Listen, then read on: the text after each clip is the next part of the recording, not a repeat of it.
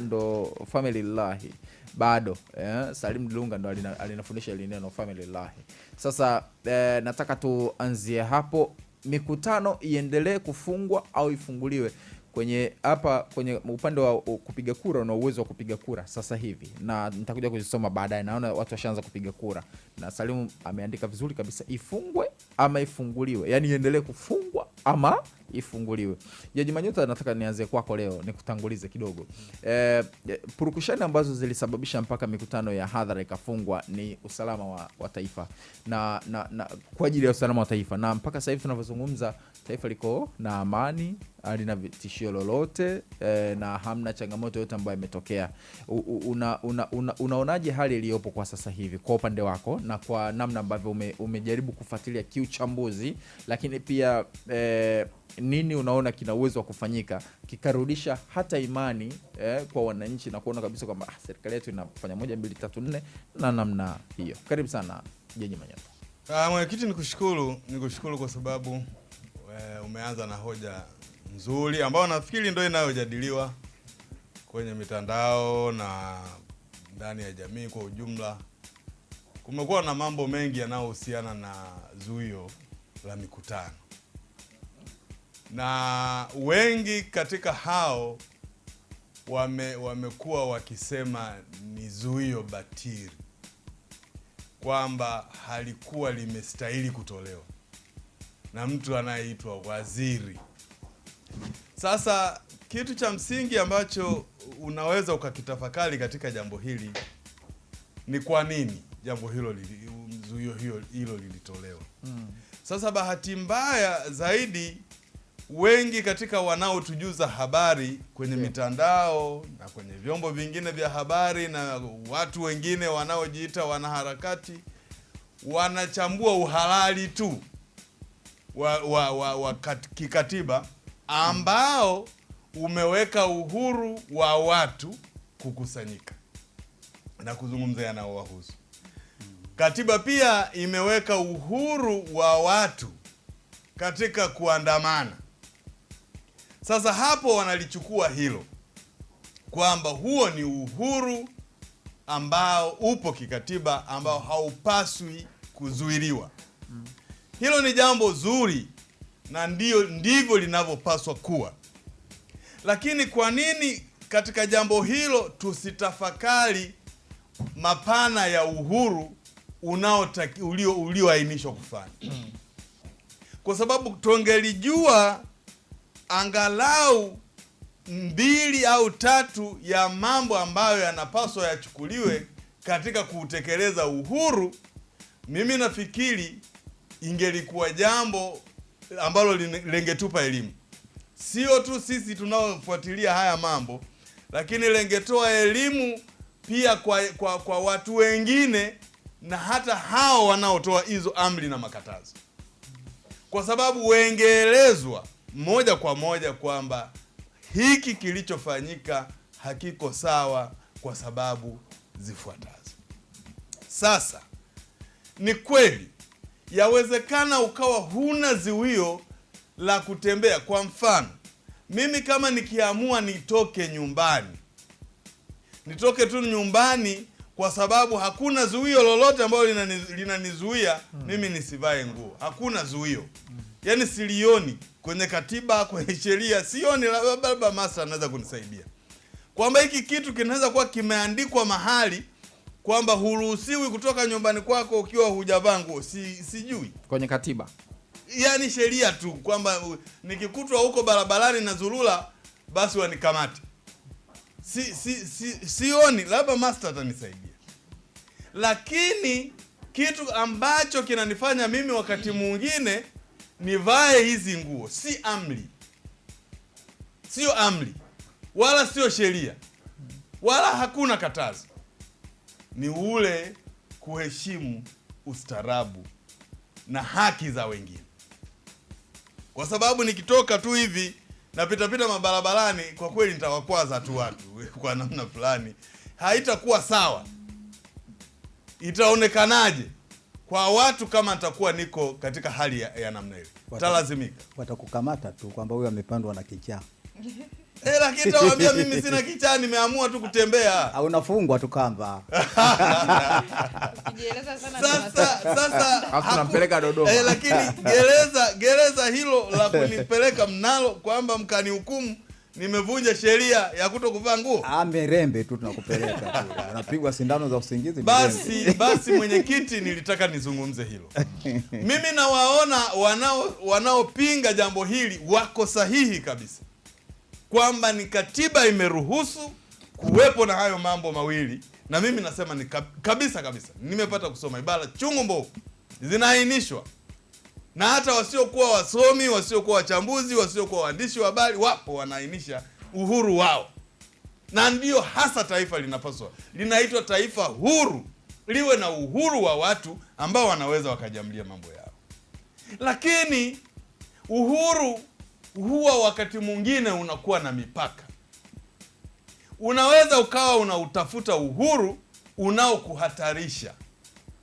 Je, ni uungwana kwa mtu anayekuona unahatarisha usalama wako kukuzuia usiutumie huo uhuru wako? Na huyo anayekuzuia ataonekana kwamba ni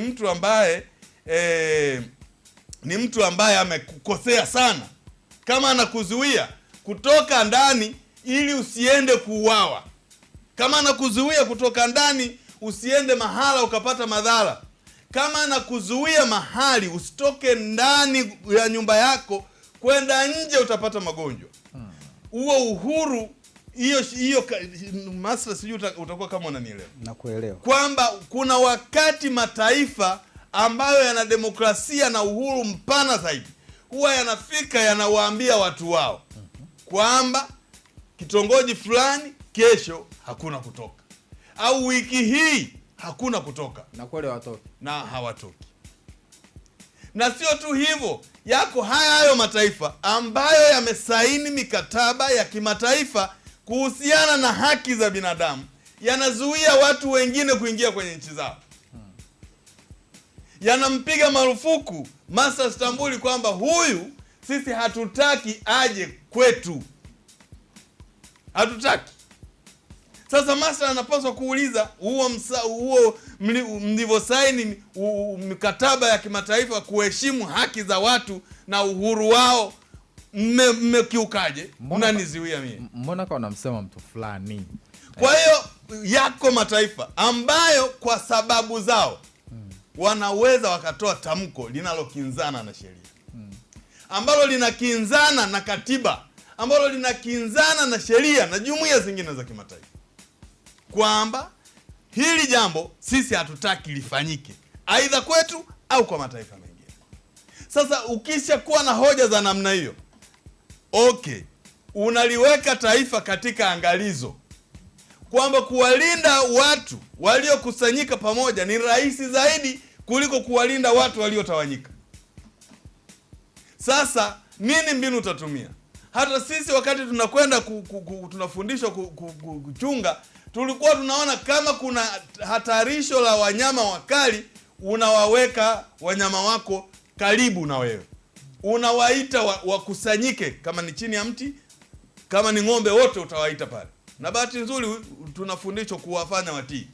Utapiga kama mbita hivi, watakuja. Mbita ndo nini? Mbita ile mnaita mluzi. Mluzi. Ndo mbita. Hiyo mbita. Hiyo mbita ni kidogo gani? Ni Kiswahili. Fasaha. Masa atakusaidia. Swahili fasaha mbita. Kwa hiyo mwenyekiti, mimi naweza nikasema pande hizi mbili zina usahihi kwa sababu sahihi. Zina usahihi kwa sababu sahihi. Wanaosema kwamba uhuru wao wa kuandamana na uhuru wao katika masuala yanayohusu mikutano wako sahihi kwa sababu sahihi. Lakini na yule aliyezuia, na yeye yuko sahihi kwa sababu sahihi. Kwa nini? Nimezungumza hapa kuhusu kuwafanya watu wawe sawa. Huyu anaitwa ni waziri wa mambo ya ndani ya nchi, ambaye malizia ndani ya nchi ya Tanzania, maana inaweza kuwa nchi ya Rwanda. Ndio. Mbona hapo kuniongezea? Unataka kusemaje? Kwa hiyo huyu aliyetoa hilo tamko ni waziri wa mambo ya ndani ya nchi wa Tanzania, ambaye vyombo vyake anavyovisimamia ndivyo vyenye uhuru na haki ya kusimamia kuwalinda raia pamoja na mali zao. Sasa anatoa maelezo, anatoa sababu kwa nini ameamua kuzuia. Anasema kuna hatarisho la usalama wa nchi. Masa, sijui kama utakuwa unanielewa. Mimi nimechanganyikiwa hapo na maswali mengi sana. Kwa hiyo waziri ambaye mmempa dhamana, ambaye nyinyi mnapenda kumhoji kila anapotaka kukosea, mmemwagiza awalinde raia, alinde nchi, alafu huyo anapowaambia mkusanyike mahali pamoja apate kuwalinda vizuri, mnakataa. Labda itakuwa sahihi kama tukibaini kwamba alichokizungumza waziri na sababu aliyoitoa ni ya uongo, ilikuwa na hila, ilikuwa na njama ovu. Tukibaini hilo, tutasema huyu waziri hafai na katazo lake halifai. Lakini tukisema kama waziri alilikusanya taifa kuliweka pamoja ili aweze kutumia vyombo vyake kulilinda na kuwalinda wananchi na mali zao, kosa lake liko wapi? Wanaharakati, mniambie. Kwa nini harakati lakini? Kosa liko wapi kwa wale mnaopinga hilo jambo? Kosa lake liko wapi? Akiwa alikuwa na kusudi la kunifanya mimi kama Manyota hapa niwe salama, akaniambia ili uwe salama usitoke nje. Sawa, imepita mwezi wa 7. Tarehe 7 imepita. Takuja huko kuhitimisha. Kwa hiyo mimi nilikuwa naomba wanisaidie. Kama atalaumiwa waziri kwa lipi? Kuambia watu kwamba kuna tishio la ugaidi, kuna tishio la machafuko ambalo linahatarisha usalama wa nchi. Naomba hii mikutano hii izuiliwe kwanza, kwa sababu hii mikutano inaleta mikusanyiko ambayo wabaya wanaweza wakaitumia. Tumeshuhudia mara ngapi watu wanakwenda michezoni alafu bomu linapigwa pale katika uwanja.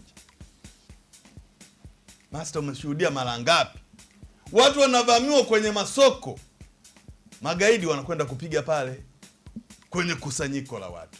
Sasa wewe kama mimi nina tishio la vurugu, naona kuna watu wanaweza kushambulia na kuzuia usikusanye watu mahali pamoja wakauawa kirahisi, waache majumbani kwao, unaniona mimi na kosa la Patrobas Katambi ni lipi endapo hichi alichokuwa nakizungumza kilikuwa sahihi? Lipi? Waniambie, na mimi sitaweza kuwa upande wa Katambi kama alichokifanya kilikuwa na sababu ya msingi. Hilo peke yake. Lakini kama nilivyosema, wanaopinga siwezi kuwa upande wao. Hebu jaribu kufikiri, niunge tu mkono kwamba mikutano ni haki ya kikatiba. Sawa, niwaungeni mkono, mkutanike mkauawe. Ndio lengo la mikutano. Kiumane do. Yaani muwe huru, muandamane, alafu mlete vurugu. Haiwezi kuwa hivyo. Na ndio maana nimesema hizi sababu mbili lazima tuzipinge na tuzichuje tuone hije ni sahihi au sio sahihi. Tukijiridhisha kwamba waziri wa mambo ya ndani Katambi ana makosa katika tafsiri zake za kiusalama, tutamwona hatufai, wala hakutakuwa na mambo ya kupepesa macho. Tutamwona hatufai kabisa, totally. Sawa. Lakini tunazungumza swala la sababu, ziwe ni sababu sahihi. Na wote mimi nimewapa nimehitimisha kwa kusema wote wako sawa. Wanaodai haki zao za kuandamana wako sawa na sheria iko hivyo. Umewapa mwanga mzuri. Vizuri. Sasa mwenyekiti, nimalizie tu kwa kusema yameisha. 7-7 imepita. Si ndio ulichokuwa nataka kusema? Ndio. Imepita 7-7. Tugange ajali. Master, karibu sana kwa Global TV, kimbilio la wasio na sauti. Tupigie sasa